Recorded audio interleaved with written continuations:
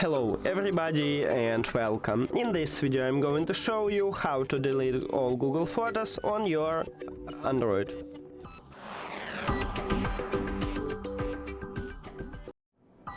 You have to start by open Google Photos, and after that we need to select all of them.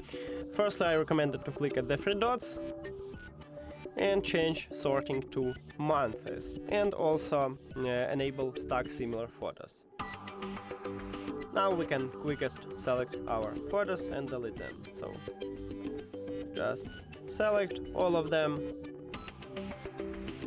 and after that you need to click at the trash at the bottom and then move to the trash.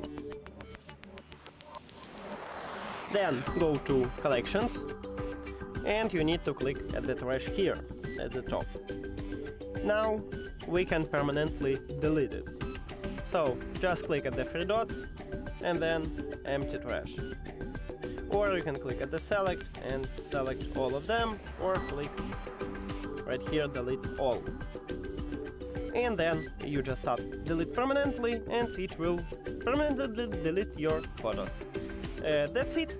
Thank you for watching this video. If you found it helpful, please consider subscribing to the channel and leave a like on the video. See you later!